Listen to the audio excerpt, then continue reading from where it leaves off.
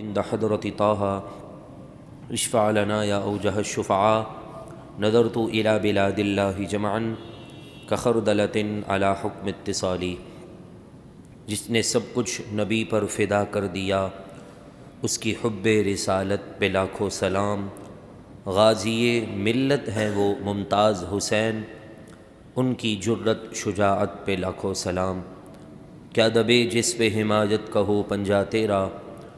شیر کو خطرے میں لاتا نہیں کتا تیرا۔ اللہ تبارک و تعالیٰ کا فضل و احسان اور اسی کا فضل، اسی کی دی ہوئی توفیق سے آج جمعۃ المبارک کی ان مبارک ساعتوں میں ہم سب جمع ہیں۔ دعا کرتے ہیں اللہ تعالیٰ ہمیں ان مبارک لمحات کی برکت سے خاتمہ بالخیر نصیب فرمائیں، اور ہمیں ایمان کی سلامتی، ایمان کی پختگی اور زندگی کی آخری شام تک دین کے ساتھ وفاداری نصیب فرمائیں۔ فتح مکہ کے عنوان کو ہم سماعت کر رہے ہیں۔ میرے محبوب نے بے شمار مجرمین کو معافی عطا فرما دی اور وہ دائرہ اسلام سے وابستہ بھی ہو چکے ہیں، اور پھر اس کے بعد مکۃ المکرمہ کے اطراف سے بت پرستی کو رسول اللہ علیہ والسلام نے اس انداز میں ختم فرمایا کہ فتح مکہ سے پہلے مکۃ المکرمہ کی اطراف کی بستیاں اور وہاں کے رہنے والے لوگ اس بات کے انتظار میں تھے کہ اگر مکۃ المکرمہ پر حضور علیہ والسلام غلبہ پا لیتے ہیں تو ہمیں اس بات کا یقین ہو جائے گا کہ یہ نبی برحق ہیں، یہ سچے نبی ہیں۔ کیونکہ زمانہ جاہلیت ہو یا اب کا دور ہو، ہر دور میں اللہ نے مکۃ المکرمہ کو عزت، تعظیم اور دیگر علاقوں کے بنسبت شرف نصیب فرمایا ہے۔ وہاں کے رہنے والے لوگوں کا جو ادب اور احترام مسلمانوں کے سینوں میں اور زمانہ جاہلیت میں بھی لوگوں کے دلوں میں موجود تھا، تو ایسے ہی وہ لوگ، اطراف کے لوگ کہنے لگے کہ مطاف کے اندر بھی بہت سارے بت موجود ہیں، ہم بھی بت پرستی کرتے ہیں،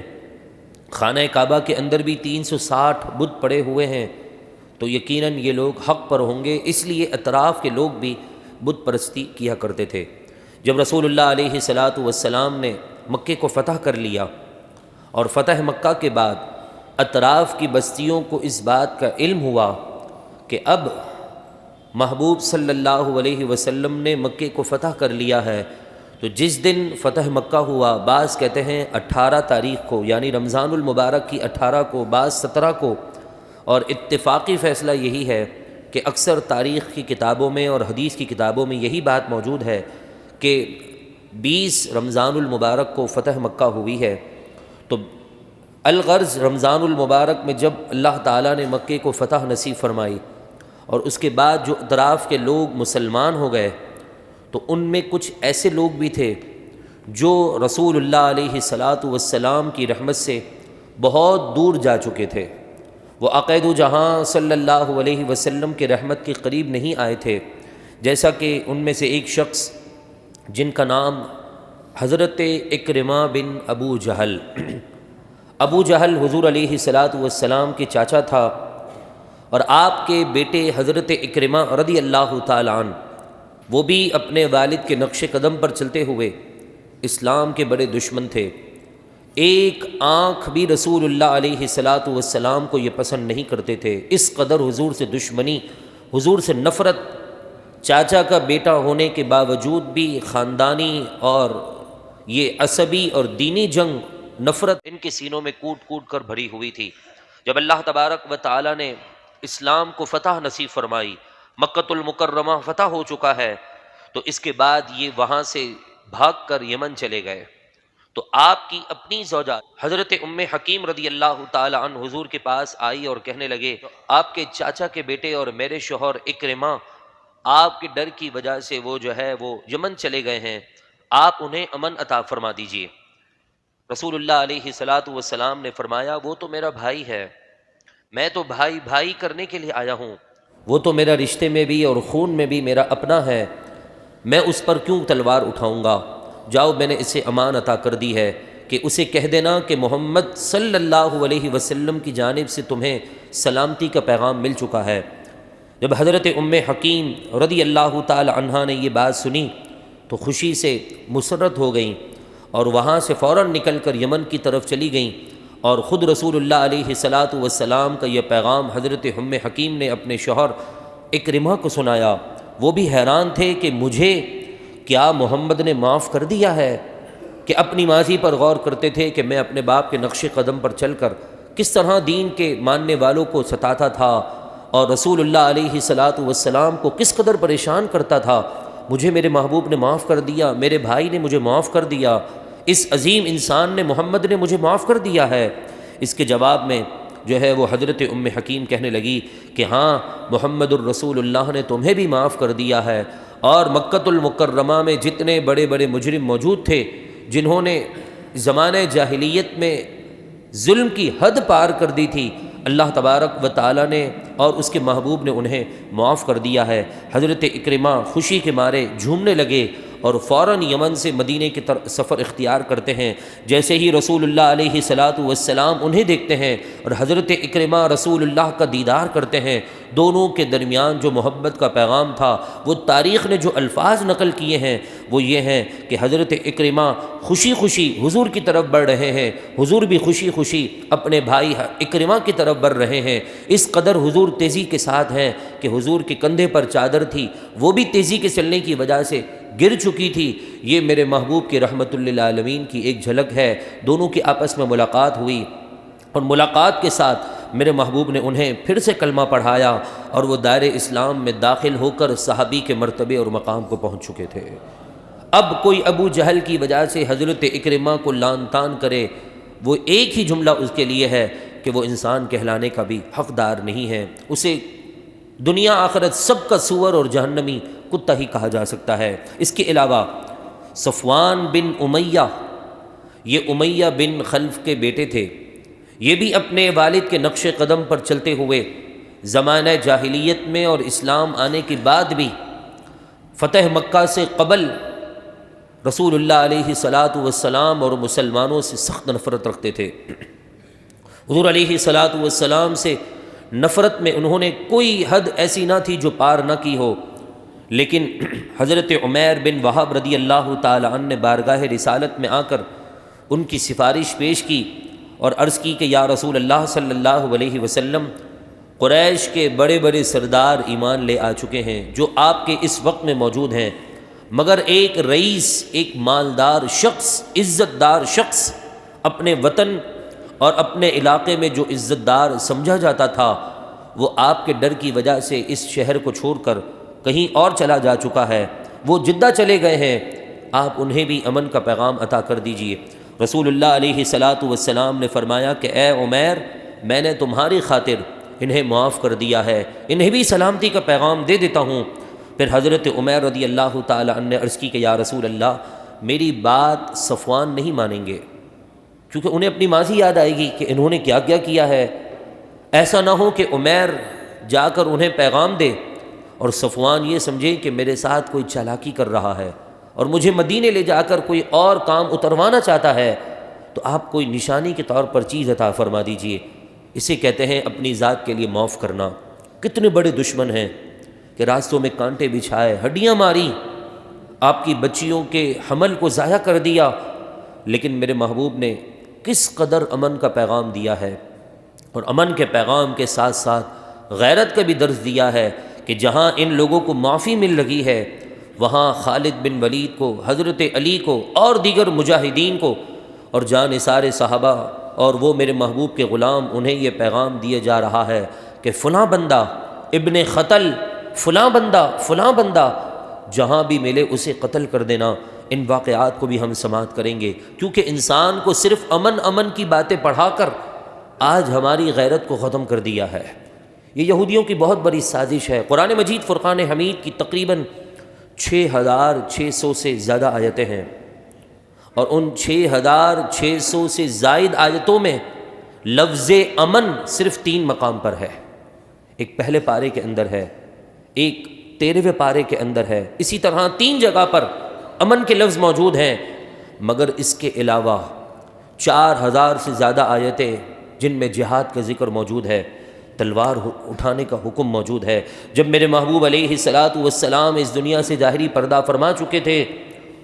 تو انبیاء کی وراثت علم کی شکل میں ہوتی ہے کہ علم اور وراثت جو تقسیم ہوتی ہے انبیاء کی وہ اخلاق تعلیمات سے ہوتی ہے۔ میرے محبوب علیہ الصلاۃ والسلام کی وراثت میں آپ کے گھر مبارک کے اندر 9 تلواریں لٹک رہی تھی۔ مومن جو اس دنیا سے بندہ جاتا ہے نا تو جس سے زیادہ پیار ہوتا ہے اسی چیز کو اپنے گھر میں رکھتا ہے۔ عالم اس دنیا سے جاتا ہے تو اس کے گھر میں کتابوں کے انبار نکلتے ہیں۔ کوئی مالدار دنیا سے جاتا ہے تو اس کے گھر کے اندر اسلحے سے زیادہ دولت نکلتی ہے، کیونکہ دولت اس کی ایک زندگی کا مقصد مشن ہوتا ہے۔ تو میرے محبوب علیہ الصلاۃ والسلام امن کا درس ضرور دیتے تھے، ساتھ میں 9 تلواریں اپنے گھر کی دیوار پر لٹکا کر بتا دیا کہ میں اس اسلام کو لے کر آیا ہوں جو امن کے ساتھ ساتھ غیرت کا درس بھی دیتا ہے۔ غیرت کا درس نہیں تو یاد رکھیے گا اس امن کا بھی کوئی فائدہ نہیں ہے۔ وہ امن اس وقت امن بنتا ہے جب انسان کے اندر غیرت ہوتی ہے۔ کوئی آپ کے ماں باپ کو گالیاں دے، آپ کی بہن کی عزت تار تار کر دے، باپ مجھے بتائیے، آپ کہیں نہیں جی ہم تو ایسے اسلام کے ماننے والے لوگ ہیں جو امن کا درس دیتے ہیں، ہم اپنی بہن کی عزت کی حفاظت نہیں کریں گے، دنیا آپ کو یہ کہے گی کہ تم نے اسلام کا مفہوم صحیح نہیں پڑھا ہے۔ کیوں؟ اس لیے کہ اسلام جو ہے وہ امن کے ساتھ ساتھ بہن کی عزت کی حفاظت کرنا بھی سکھاتا ہے، ماں کی عزت کی حفاظت کرنا بھی سکھاتا ہے۔ تو جب ماں کی عزت کی حفاظت دین سکھائے، بہن کی عزت کی حفاظت اسلام سکھائے، وہی دین اسلام ہماری ماؤں کی قربانیں، ہماری ماؤں کی عزتیں جن ہستیوں پر قربان، محمد الرسول اللہ کی عزت پر پہرا دینا بھی سکھاتا ہے۔ تو حضرت صفوان رضی اللہ تعالی عنہ کو اب امن مل رہا ہے۔ حضرت عمیر نے عرض کی یا رسول اللہ کوئی نشانی عطا فرما دیجئے کہ میں انہیں جا کر بتاؤں کہ دیکھو یہ رسول اللہ کی چیز ہے میرے پاس، یہ رسول اللہ کی امانت ہے تمہارے لیے، سلامتی کے پیغام کے لیے۔ تو حضرت عمیر کو رسول اللہ نے اپنا امامہ شریف عطا فرمایا۔ حضرت عمیر امامہ لے کر جدہ گئے، حضرت صفوان کو لے کر مکہ تشریف لاتے ہیں، اور یہ حضرت صفوان اس وقت تو ایمان نہ لائے، مگر 1 مہینے کے بعد جب جنگ حنین ہوئی اس موقع پر انہیں اللہ تعالیٰ نے ایمان کی دولت عطا فرمائی، اور قدم مصطفیٰ کی برکت سے اللہ نے انہیں بھی صحابی ہونے کا شرف عطا فرما دیا۔ ایسا ہی کعب بن زہیب یہ 9 ہجری میں اپنے بھائی کے ساتھ مدینے آ کر مشرف باسلام ہوئے۔ حضور علیہ الصلاۃ والسلام کی تعریف اپنے اشعار میں، چونکہ یہ شاعر تھے، اسلام لانے سے پہلے اپنے اشعار میں حضور علیہ الصلاۃ والسلام کے متعلق بیجا الفاظ استعمال کرتے تھے، لیول کے اعتبار سے ڈاؤن الفاظ استعمال کرتے تھے، لیکن جب یہ اسلام لے آئے تو سب سے بہترین قصیدے انہوں نے رسول اللہ علیہ الصلاۃ والسلام کی شان میں لکھی، یہاں تک کہ رسول اللہ علیہ الصلاۃ والسلام نے ان کے اشعار کو سن کر اپنی چادر مبارک انہیں عطا فرمائی تحفے کے طور پر، اور وہ چادر حضرت امیر معاویہ رضی اللہ تعالی عنہ نے اپنے دور خلافت میں، اپنے دور سلطنت میں ان سے یہ کہا کہ آپ 10,000 اشرفیاں سونے کے سکے مجھ سے لے لیں اور یہ رسول اللہ کی چادر مجھے عطا فرما دیجئے۔ کس قدر نسبت اور تعلق رکھنے والی چیزوں کی اہمیت تھی کہ 10,000 سونے کے سکے دے کر ایک چادر لے رہے ہیں۔ کوئی کہہ دیتا کہ حضرت کیا باتیں کرتے ہیں، امیر معاویہ سے کوئی کہہ دیتا رضی اللہ تعالیٰ عنہ حضرت صرف چادر ہی تو ہے، لیکن یہ ہمارے لیے چادر تھی، ان کے لیے یہ جنت کا ٹکڑا تھا، ان کے لیے جنت کی بشارت تھی۔ آپ رضی اللہ تعالیٰ عنہ نے جب چادر کا مطالبہ کیا کہ 10,000 سونے کے سکے لے لو اور مجھے چادر دے دو، تو حضرت کعب کہنے لگے کہ میں اس چادر کو دولت کے عوض میں بیچنے کے لیے تیار نہیں ہوں۔ آپ نے اپنے سینے سے رکھ کر بتا دیا کہ یہ نسبت کبھی ہم سے جدا نہیں ہوگی۔ پھر اس کے بعد کچھ عرصے کے بعد آپ اس دنیا فانی سے کوچ کر گئے، اور اللہ تبارک و تعالیٰ کے حضور جب چلے گئے، آپ کا انتقال ہو گیا، تو حضرت امیر معاویہ رضی اللہ تعالی عنہ نے ان کی وفات کے بعد ان کے وارثوں سے 20,000 اشرفیاں سونے کے سکے دے کر وہ تبرک والی چادر اپنے لیے لے لی، اور اپنے وارثوں سے کہا کہ جب میں اس دنیا سے چلا جاؤں تو پھر اس کو تم بادشاہت کے طور پر، تبرک کے طور پر اسی خاندان کے اندر آگے رکھتے رہنا۔ جب حضرت امیر معاویہ رضی اللہ تعالی عنہ کا انتقال ہو گیا تو ایک عرصہ دراز تک وہ چادر مسلمانوں کے سلاطین یعنی بادشاہوں کے پاس اور امیر کے پاس عذر تبرک رہنے لگی، اور وہاں کے مسلمان اس چادر کے قریب آ کر حضور کے صدقے سے دعائیں مانگتے تھے تو اللہ ان کی دعائیں قبول فرما لیتا تھا۔ آج ہم بھی دعا کرتے ہیں اس چادر رسول کے صدقے سے اللہ ہماری ماں بہنوں کو بھی شرعی پردہ عطا فرمائے، اور اس عظیم چادر کے تحفظ کے لیے ہمیں بے حیائی اور فحاشی عریانی سے محفوظ فرمائیں۔ اسی طرح حضرت وحشی رضی اللہ تعالیٰ عنہ کو بھی رسول اللہ علیہ والسلام نے معافی عطا فرمائی۔ اور حضرت وحشی کون تھے کہ جب آپ اسلام نہیں لائے تھے، احد کے میدان میں آپ کی اپنی مالکن ہندہ، جن کا ذکر ہم نے پچھلے درس میں سنا، وہ بھی یعنی اسلام کو قبول کر چکی ہیں۔ حضرت ہندہ نے ان سے کہا تھا کہ وحشی تمہارا نشانہ بڑا پکا ہے، تم جا کر حمزہ کو یعنی رسول اللہ علیہ والسلام کے سگے چاچا امیر طیبہ سیدنا امیر حمزہ رضی اللہ تعالیٰ عنہ کو شہید کر دو تو میں تمہیں تمہاری منہ مانگی رقم دوں گی اور تمہیں آزاد کر دوں گی۔ وہ اپنی آزادی چاہنے کے لیے انہوں نے احد کے میدان میں کسی کو دوڑتا ہوا دیکھا، کوئی ادھر بھاگ رہا ہے، کوئی شجاعت اور بہادری کے قصے وہاں گار رہا ہے۔ کسی سے پوچھا کہ بتاؤ حمزہ کون ہے؟ انہوں نے اشارہ کر کے بتایا جو یہاں بھی نظر آتے ہیں وہاں بھی جا رہے ہیں، وہ حمزہ ہیں جن کے ہاتھوں میں 2 تلوار ہیں۔ کسی میں جرت نہ تھی کہ احد کے میدان میں سامنے سے کوئی وار کرتا، مگر اللہ تبارک و تعالیٰ کی جانب سے تقدیر کچھ اسی طرح تھی کہ حضرت حمزہ کی سواری کا پاؤں تھوڑا سا پھسلا۔ بعض کہتے ہیں کہ نہیں، بیک ہوئے آپ تھوڑا سا سنبھلنے کے لیے، تو وحشی نے موقع کا انتظار میں تھا، دور سے ایک ہی نشانہ لیا اور وہ سیدھا حضرت حمزہ رضی اللہ تعالیٰ عنہ کے جا کر وہ شہرک کی رگ میں جا کر پیوست ہو گیا، اس سے آپ کی شہادت ہو چکی تھی۔ حضرت وحشی رضی اللہ تعالیٰ عنہ کا یہ عمل کتنا گہرا تھا کہ جب شہادت امیر حمزہ کی خبر حضور کو ملی تو آپ بے حد روئے، بے حد پریشان ہوئے، اور آپ نے کہا کہ حمزہ سے تو مجھے اور بھی بہت ساری باتیں کرنی تھی، وہ مجھے چھوڑ کر کہاں چلا گیا۔ ایسے سنگین اور ایسے دکھ بھرے الفاظ تاریخی کتابوں میں موجود ہیں۔ حضرت وحشی بھی فتح مکہ کے تیسرے دن مسلمانوں کے جھرمٹ میں چھپ کر آئے ہوئے ہیں رسول اللہ سے معافی مانگنے کے لیے کہ مجھے بھی معاف کر دیجیے۔ رسول اللہ علیہ والسلام نے حضرت حمزہ کے قاتل حضرت وحشی رضی اللہ تعالیٰ عنہ کو معاف کر دیا، لیکن معاف کرنے سے پہلے کہنے لگے کہ اے وحشی مجھے اپنے آنکھوں دیکھا حال سناؤ کہ تم نے میرے چاچا کو کیسے شہید کیا تھا۔ حضرت وحشی نے یہی الفاظ کے ساتھ اس پوری خونی داستان کو سنا دیا۔ میرے محبوب علیہ والسلام کے آنکھوں میں آنسو تھے، آپ کی ہچکیاں بن چکی تھیں، لیکن یہ اسلام لے آئے تھے اور کلمہ پڑھ کر صحابی کے مرتبے کو پہنچ چکے تھے، تو اس لیے میرے محبوب نے فرما دیا اے وحشی اللہ نے تمہارے اس گناہ کو معاف کر دیا ہے، میں بھی تمہیں معاف کر رہا ہوں، بس میری اتنی سی تم سے عرض ہے کہ تم میرے سامنے نہ آنا، جب بھی تم میرے سامنے آؤ گے تو مجھے میرے چاچا حمزہ یاد آئیں گے۔ لیکن حضرت وحشی نے حضور کا صرف ایک سرا، بعض کہتے ہیں رائٹ سائڈ کا یعنی دائیں سائڈ کا، بعض کہتے ہیں لیفٹ سائڈ الٹی سائڈ کا دیکھا تھا، وہ بھی ہزاروں عبد القادر جیلانی کے مرتبے اور مقام کو نہیں پہنچ سکتے جنہوں نے ایک جھلک ایمان کی حالت میں رسول اللہ علیہ والسلام کو دیکھ لیا ہے۔ تو آج کے چور چمار صحابہ پر تبصرے کریں تو وہ صرف اور صرف یہی کہیں گے کہ وہ تو دنیا کے اندر کیڑے مکوڑے کہلانے کے بھی حقدار نہیں ہیں۔ جو صحابہ کرام علیہم رضوان کی شان میں اپنی زبانوں کو دراز کرتے ہیں، وہ وحشی جو ایک جھلک دیکھیں رسول اللہ کو، وہ خواجہ غریب نواز سے بھی افضل ہیں، وہ داتا علی حجویری سے بھی افضل ہیں، وہ عبداللہ شاہ غازی سے بھی افضل ہیں۔ تو مجھے بتائیے جو آج کا ایک گلی کوچے کا کوئی بھی چور چمار میرے محبوب کی شان میں اور میرے محبوب کے صحابہ اور اہل بیت کی شان میں بک بک کرے، اس سے تو ہاتھ ملانا اپنے ایمان کو خطرے میں ڈالنے کے برابر ہے۔ حضرت وحشی کو معاف کر دیا گیا۔ حضرت وحشی کے دل پر بوجھ تھا کہ یہ میں نے کیا کر دیا۔ پھر جب سیدنا صدیق اکبر رضی اللہ تعالی عنہ کے دور میں ایک جھوٹے دعوے دار نے یہ دعویٰ کیا کہ میں آخری نبی ہوں، میں نبی ہوں،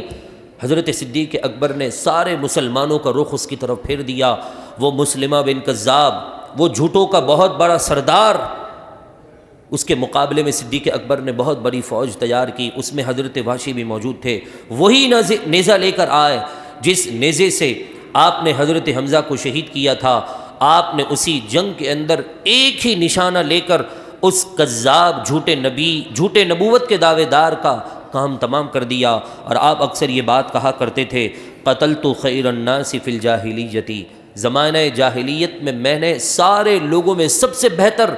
حضرت حمزہ کو شہید کر دیا تھا۔ وقتلت شر الناس فی الاسلامی، اور اسلام لانے کے بعد دنیا کے سب سے بدترین انسان جس نے میرے نبی کے بعد نبوت کا دعویٰ کیا ہے، میں نے اسے قتل کر دیا۔ اب کفارہ برابر ہو گیا۔ اب کہتے ہیں میرے سینے سے اور میرے کندھے سے بوجھ ہلکا ہو چکا ہے۔ تو ہم بھی دعا کرتے ہیں اللہ تعالی ہمیں غیرت ایمانی نصیب فرمائیں، ہمیں امن کے ساتھ ساتھ غیرت کے سبق کو بھی پڑھنے کی توفیق عطا فرمائیں۔